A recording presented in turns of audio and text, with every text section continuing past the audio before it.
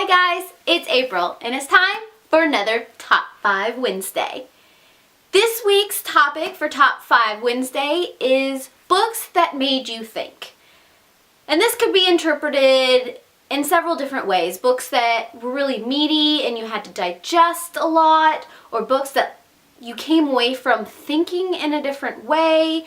And so I kind of just ran with it. I'm going to do this top 5 a little differently. I'm going to go from the book that was written the longest ago to the most modern book. Let's do this thing. For my first book, I have The Odyssey by Homer. I had to read this for one of my college courses in mythology because, like fairy tales, I love mythology because in my mind they're kind of the same thing because you can learn a lot about cultures through their myths and their legends. So the Odyssey is basically the start of the epic journey. There is so much in this book, and just going through, and this book is, let me tell you, it's marked up like crazy. It's got different color highlighting, and it's got notes.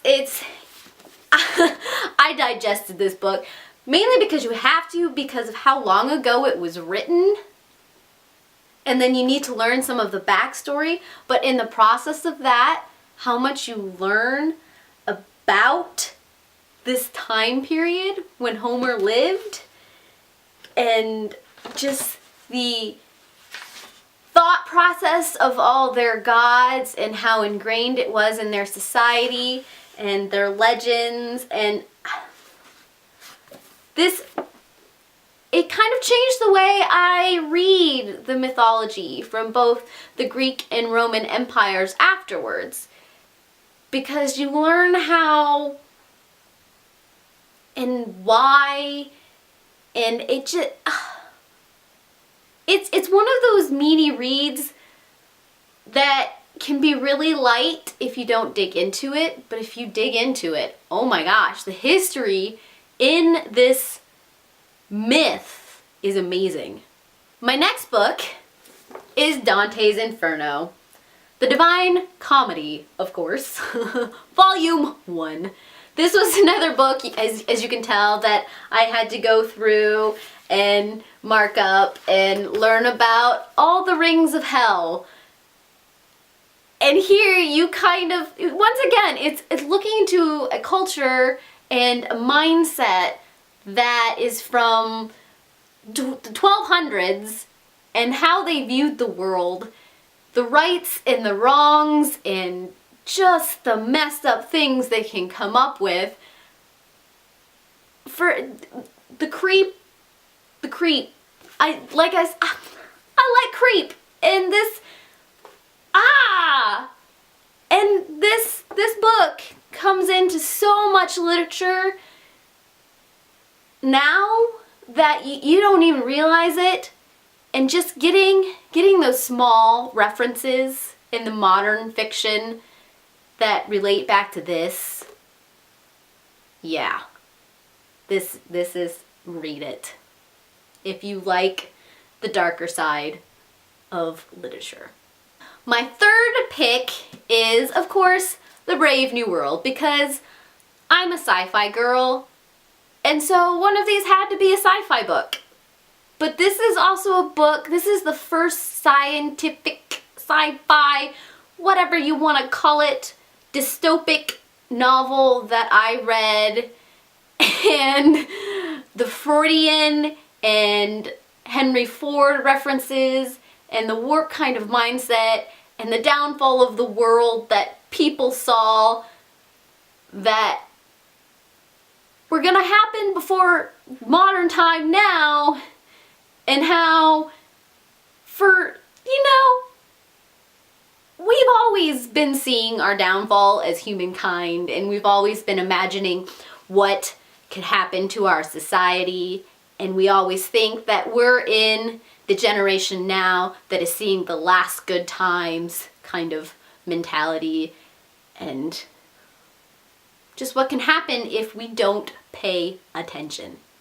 The fourth book the books that made me think is Tim O'Brien's The Things They Carried.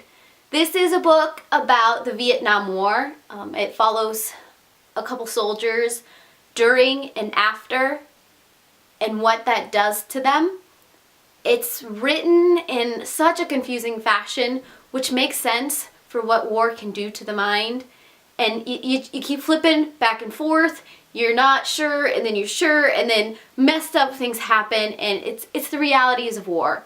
And I think that's why this one, it just, I had to stop and breathe. And I'm glad that I didn't just breeze through this one. I had to pause, and I took it in sections, and I had other people to sit there and go through what was in this, because otherwise you miss some of what Tim O'Brien is trying to say, and then you get different viewpoints. So if you read this with a group of people, because you will hear some things that you may have not even thought of. And then my last book in the books that made me think for this top 5 Wednesday video is The 5 People You Meet in Heaven by Mitch Albom. I probably just butchered that name because I'm good at doing that. But this book, it follows Eddie at the last moments of his life. He passes away, and then after he dies, he's set on this journey of meeting 5 people who he had impacted while he was living. And they're not the people that you expected. They're kind of those people that you just meet in passing, and he did something significant to them, but to him it was just menial. And it makes you think, if you were to pass away now, what 5 people do you think you would meet in heaven? So this is a good book. I like it. I like a lot of books. But yeah. So those were the top 5 books that made me think, or at least they were the first books that came to my head about making me think. I would love to hear what your books are. So if you want to list them down below or link your video so I can check it out, that would be awesome, because I'd probably find some awesome books to read. And I heart your beautiful faces. Bye! You should show off your new outfit. Okay, BookTube. Does she not have the cutest shirt today? She has the cutest shirt today. And she hates me right now. Okay? You ready to go? Be free! Oldest written book to the newestly written book. I don't think that's English.